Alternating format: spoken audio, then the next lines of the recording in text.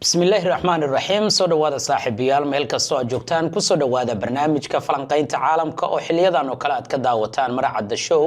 waa 18 bisha June sanadka 2026 maalin Khamiis ah inta badan barnaamijkan waxaan diiradda ku saari doonaa heshiiskii afgaradka ee madaxweyne Trump iyo madaxweynaha dawladda Iran ee qalinka ay ku duugeen maalinta Brito iyo Geneva waxyaabaha ka dhacaya yaa guuleystay heshiiskan marka la eego maxayna yihiin shanta arrin ee madaxweyne Trump ku qasabtay in sida ugu dhaqsiyaha badan heshiiskan uu qalinka ugu duugo yaay faa'iido ugu jirta heshiiska Iran miyay noqotay dawladda afraad ee ugu awoodda badan caalamka waqti xaadirkan waa maxay labada arrin ee suuragalka ah dagaalkani kadib maadaama heshiis la gaaray Netanyahu qorshihiisii ma halkaas ayuu ku burburay falanqayn guud ahaan oo macluumaadkaasi ku saabsan iyo faahfaahin ayaan kula wadaagi doonaa insha Allah ta'ala waxaan sidoo kale aan eegi doonaa Iran oo markii ugu horeysay xog rasmi ah ka bixisay qaabkii loo burburiyay diyaaradaha dagaalka ee Mareykanka iyo howlgal laga fuliyay bilowgii bishii Maarso inta dagaalka uu kululaa gudaha dalka Kuwait sidayna diyaaradaha dagaalka ee Mareykanka ee saddexda gaarayay ay u soo rideen nidaam difaaceedkii Kuwait oo isticmaalay oo isla Mareykanka uu soo saaray warbixin dheer oo dawladda Iran ay soo saartay macluumaad ku saabsan wada hadallada arrinta marinka Gaza dagaalka culus ee Ukraine iyo sidoo kale Ruushka iyo goobaha la beegsaday iyo qodobo kale ayaan qaybtan kugu wadaagaya insha Allah soo dhawaada saaxiibayaal meel kasto aad joogtaan ku soo dhawaada mar kale maracada show barnaamijka falanqaynta arrimaha caalamka ma doonaysaa sidan oo kale in waalidka looga cumreeyo halkan waxa uu cumreynaya Abu Abdi Nur Ismaan oo isoo wakiilatay gabadhiisa shirkad la hubo oo aan damiin ka nahay almahdiyiin la xiriir telefoonka shaashada kaaga muuqdo markale isku soo noqdo wanaagsan daawadayaal saaxiibayaal haddii aan soo koobo muuqaalkan waxaa bartiisa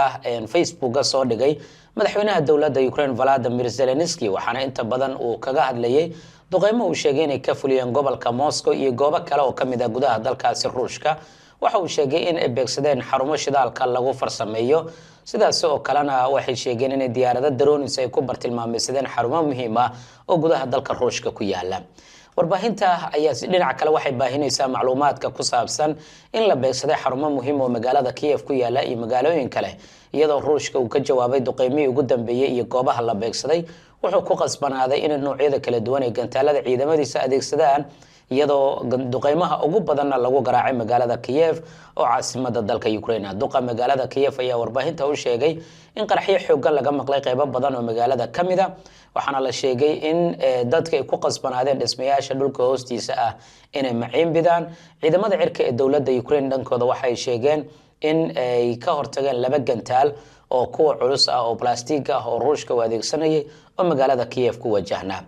wararka qaarna waxa ay sheegayaan in gobolka Luhansk iyo gobollo kale oo gudaha dalka Ruushka ka tirsan in Ukraine iyo Ruushka ay duqeymo isku wadaarsadeen si gaar ahaaneed diyaarado drones ah waxay arrintan ku soo beegmasay xilli heshiiskii ay saxiixdeen Iran iyo sidoo kale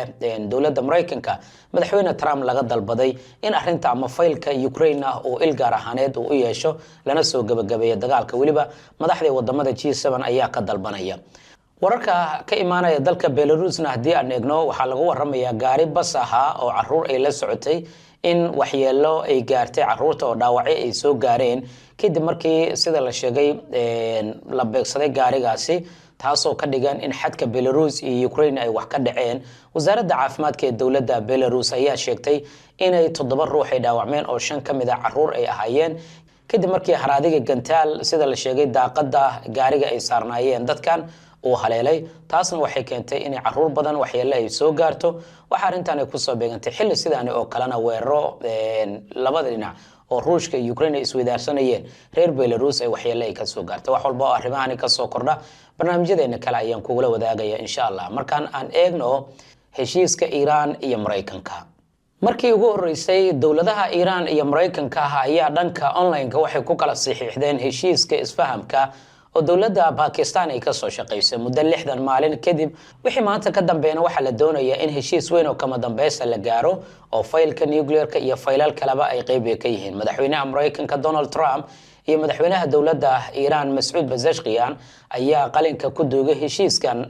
MOU-ga ama hordhaca iyadoo si kama dambaysa heshiiska qorshaha sida uu yahay magaalada Geneva lagu kala saxiixan doono maalinta biri ah dhinacyada kala duwan heshiiskan way ammaaneen dowladda Pakistan waxay u mahadcelisay dowladihii qaybta ka ah heshiiska iyo dadaalka badan ee la bixiyay sida Sacuudiga, Masar, taliyaha ciidanka ee dowladda Pakistan, Qatar iyo sidoo kale dowladda Turkiga. madaxweyne Trump sidaas oo kale wuxuu sheegay heshiiskan in uu noqonayo mid ka mid ah kuwa ugu muhiimsan ee caalamka sidoo kalena dhaqaalihii iyo isbedel weyn oo ku imaan doona guud ahaan dunida. Wuxuu dhigayaa heshiiskan maalmaha soo socda si rasmi ah in maanta wixii ka dambeeya loo furo marinka Hormuz, Iiraanna laga qaado cunaqabatayntii dekedaha ka saarneyd ama godoomintii saarneyd iyadoo shalayba 11 markab ay dowladda Iiraan sheegtay inay ka gudbeen dekedaheeda kuwaas oo qaarkood shidaal siday qaarkoodna xamuul iyo noocyo kala duwan waday. marka soo dhaweynta laga yimaado heshiiskan wuxuu ka kooban yahay 14 qodob. horey waan idin kula wadaagnay inta ugu badanna heshiiskan waxay dowladda Iiraan aaminsan tahay inuu iyaga u heelinayo. oo afayeenka baarlamaanka ee dowladda Iiraan Maxamed Khalibaf isagoo warbaahinta la hadlay waxa uu yiri cidda guuleysatay heshiiska qodobada ku qoran marka la akhriyo kadib ayaa la ogaanaya. yacni shacabka reer Iiraan ayuu fariin u diray wuxuu yiri annaga ayaa guuleysanay haddii aad doonaysaan inaad ogaataan 14 qodob akhriya halkaas ayaad ka ogaan doontaan inaan annaga guuleysanay iyo in kale. durba waxaa soo baxaya marka dowlado badan oo ballan qaaday inay ka shaqeyn doonaan in miinooyinka laga qaado ama laga saaro guud ahaan marinka Hormuz. tani ma waxay noqon doontaa talaabo la doonayo in Iiraan looga faa'iideysto furitaanka marinka Hormuz miinooyinka inta badan ay maraakiibta ka baqanayaan gabi ahaan laga qaado mise waa qorshe kama dambaysa oo madaxweyne Trump waxaa jira waxyaabo ku qasbay inuu heshiiskan si degdeg ah u gaaro. dowladaha Belgiumka, Jarmalka iyo dowlado kale ayaa kamid ah kuwa ballan qaaday inay miinooyinka ka saari doonaan marinka Hormuz. haddaba intaanan eegin faahfaahinada iyo macluumaadka kalaba aan kula wadaago maxaa madaxweyne Trump ku qasbay heshiiskan waana maxay lixda arrin ee sida degdeg ah madaxweyne Trump ugu qasabtay inuu go'aankan u qaato. waatan koowaad madaxweyne Trump wuxuu doonayaa ciyaaraha dunida inay nabad ay ku soo idlaadaan. sida daraadeed haddii dagaalkan iyo cabsida ay sii socoto waxa aad u adkaanaya dhaqaale badan Mareykanka, Canada iyo Mexico inay ka sameeyaan ciyaaraha dunida maxaa yeelay isu socodkii ayaa hakad galay. waa arinta labaad ee madaxweyne Trump wuxuu doonayaa ceebtii ka soo gaartay ciyaaraha dunida inuu arintan uu ku meydho oo gabi ahaanba yacni lagu mashquulo diyaaradana la saaro wada hadalka heshiiska iyo waxyaabaha la midka arrimaha ciyaarahana laga mashquulo. waatan saddexaad madaxweyne Trump wuxuu doonayaa doorashada November in uu gaaro ama uu ka qayb galo isagoo culeys badan uusan haysan wax walbaana ay soo idlaadeen waana tan ku qasabtay ka hor November in yacni heshiiskan uu qalinka ku duugo. waatan afraad waxa uu doonayaa dhaqaale daradii Mareykanka soo gaartay in yacni laga soo kabto muddadii dagaalka uu socday sicir bararkii dhacay iyo waxyaabaha la midka ah. arinta shanaad waxay tahay dimuqraadiyiinta inuu madaxweyne Trump uu doonayo aag inuu u galo maadaama culeys badan ay saareen cadaadiyeen dhaleeceeyeen waxyaabo badan ay ku eedeynayeen inta dagaalka uu socday. tan ugu dambaysa lixaadina waa yacni arinta ku saabsan ra'yi caamka inuu bedelo maadaama madaxweyne Trump yacni marar badan hadallo uu yirina laga dhabeyn waaye dagaalka inta uu socdayna waxyaabo badan uu la kulmay taasa ku qasbaysa madaxweyne Trump inuu yacni heshiiskan qalinka uu ku doogo iyo khilaafka adag oo isaga iyo Netanyahu u dhaxeeya maadaama isku hadafaysan ahayn oo isaga wuxuu qaatay go'aanka ah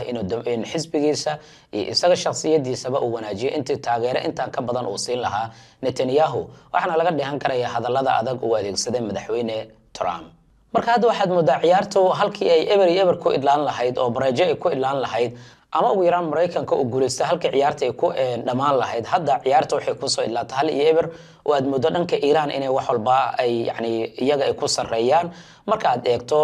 qodobada heshiiska tusaale ahaan in Iiraan loo fasaxo hantidii laga xanibay 50 sano ugu dambeysay in cunaqabataynta laga qaado in shidaalkeeda caalamka ay u iibgeyn karayso in lala macaamili karayo in 300 bilyan oo dollar lagu maalgelinayo in 24 bilyan oo dollar loo fasaxi doono in xitaa maraakiibta ka gudbaysa marinka Hormuz lacag ay ka qaadi doonto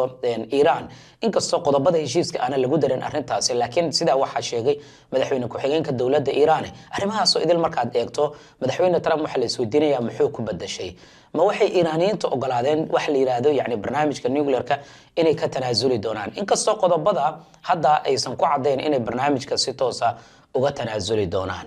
markaad eegto marka arrimahan oo idil Iiraaniyiinta adkaysigoodii kuma aysan qasaarin oo waxaad moodaa faa'iido badan hadda inay heleen kala duwanaanshahoodii gorgortankii iyo qaabka ay u galeen oo iyagana ay ku dheereeyaan. halkaas waxaad moodaa inuu ku burburayo qorshihii ra'iisul wasaare Benjamin Netanyahu oo marka hore waxa uu doonayay inuu faylka shiiciga ah gabi ahaan uu kasoo idlaado kadibna uu jeesto ama uu soo wareegsado dhanka iyo faylka sunniyiinta waatii aan warbixintii shalay idin kula wadaagay ee barnaamijka taxliil al-askari isbahaysiga sunniga ee laga baqanayo Israa'iiliyiinta diiradda ay saarayaan militarigana aad ay u falanqeynayaan ee qubarada oo ah Turkiga, Pakistan, Masar iyo sidoo kale Sacuudiga isbahaysi ay sameystaan waxyaabaha la isweydiinaya waxaa kamid ah marka mar haddii Netanyahu arrintaas uu ku guuldareystay Trumpna uu qalinka ku duugay wax walba maxaa la filaysan karaya arrinta ku saabsan Lubnaan uma eka inay idlaan doonto aan arki doontaan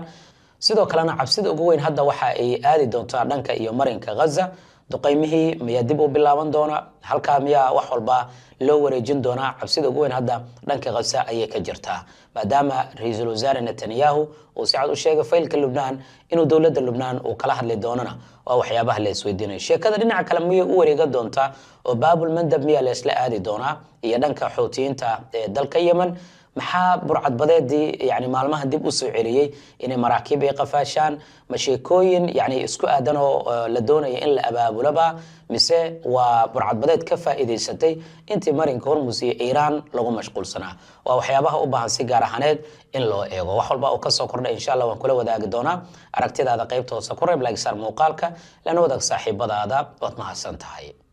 markii ugu horeysay dawladda Iran ayaa waxay faahfaahin dheeraad ah ka bixisay sababtii dawladda Kuwait ku qasabtay inay soo ridaan saddex kamid ah diyaaradihii dagaalka ee Mareykanka ee F-15 iyagoo adeegsanaya isla gantaalkii ama nidaam difaaciyeedii ee Mareykanka ay ka soo iibsadeen warbixin dheer oo lagu qoray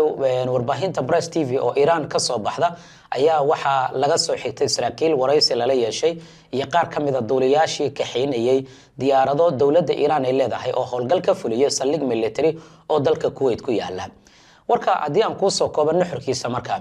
waxa warbixinta saraakiisha iyo sidoo kale duuliyaasha la wareystay laga soo xiganaya in bilowgii dagaalka bilowgii Maarso waliba maadaama 28 February dagaalkan dib loo bilaabay Maarso bilowgeedii waatii diyaaradaha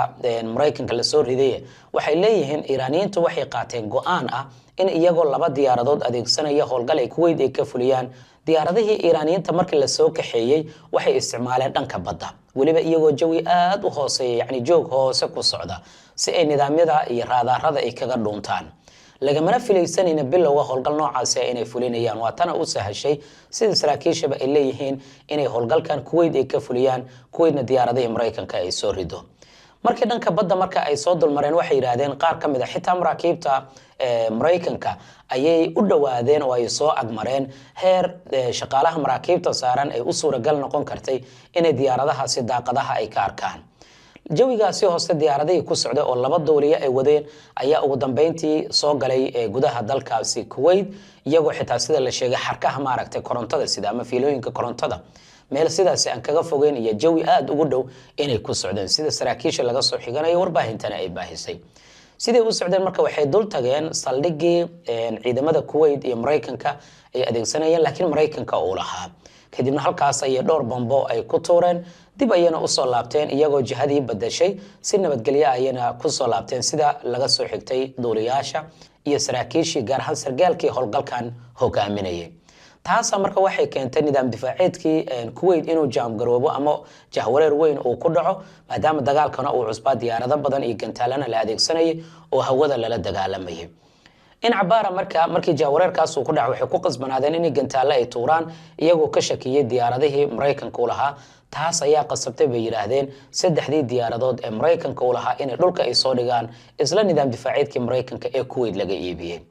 saraakiisha marka waxay leeyihiin hadii mid kamid ah diyaaradaha dawladda Iran ee howlgalka fulinaya waxyeelo la gaarsiin lahaa ama la soo ridi lahaa mid kale ayaa howlgalka sii wadi lahayd ilaa ugu dambeyn ay labaduba doonayeen يعني inay dhintaan ama diyaaradahooda la burburiyo inay howlgalkaasi ay soo fuliyaan sidaas ayaa keentay bay yiraahdeen in nidaam difaaceedkii Kuwait isku dhaxyaaco annagana howlgalkeena aan ku guuleysano burbur xoogana aan gaarsiinay saldhigii Mareykanka ee markaasi yani loo jihaysayba in waxyeelo la soo gaarsiiyo waa xogtii ugu horeysay oo saraakiishan laga soo xiganayo sida warbaahinta Press TV ee dalka Iran ay baahisay waana markii ugu horeysay macluumaadkan banaanka la keenay dhinaca kalena xogayaha guud ee Xisbullah Naciim Qaasim ayaa warbaahinta la hadlay isagoo sheegay in ay ka hortageen qorshe Israa'iil ay doonaysay kadibna iska caabinta Lubnaan ay ku ciqaabeen Israa'iiliyiinta gudaha dalka Lubnaan sida hadalka u dhigay wuxuu yiri waxaan fashilinay mashruucii weynaa ee Israa'iisha weyn oo la doonayay in Israa'iil ay gacanta ku dhigto deegaano dhowr ah oo gudaha dalkaasi Lubnaan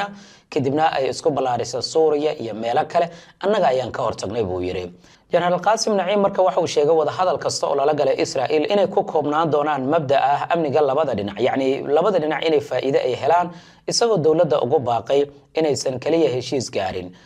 waxa kale oo uu sheegay in dhowr jeer howlgal ay ka fuliyeen gudaha Israa'iiliyiinta iyo deegaanada ay gacanta ay ku hayaan sidoo kalena waxa uu sheegay in ciidamada Xisbullah ay awood dheeraad ay la soo baxeen iyo agab kale oo ay farsameeyeen intii ay yani isyara dabaalinayeen wixii ka dambeeyay 2020 iyo 4 heshiiskii la gaaray sida warbaahinta Al Jazeera hadda ay baahineysana Israa'iil ayaa si weyn kaga carootay ka soo horjeesatay sidoo kalena eedeymo u jeedisay madaxweynaha dawladda Mareykanka waxay ka soo horjeesatay heshiiskii Mareykanka qalinka uu ku duugay waxay ka carootay isla heshiiskaasi eedeyntan waxa loo jeediyay madaxweynaha dawladda Mareykanka dawlado badan oo caalamka taa badalkeed heshiiska ay soo dhaweeyeen sidaas oo kalena Israa'iil waxay taagantaa aaga yani buffer zone-kan ugu magac darnay ee Lubnaan kama soo laaban doona ciidankeena halkaas ay joogi doonaan wax walba arrimahan ka soo kordha waan kula wadaagayaa insha Allah like sar muuqaalka la wadaag saaxiibadaada wad mahadsantahay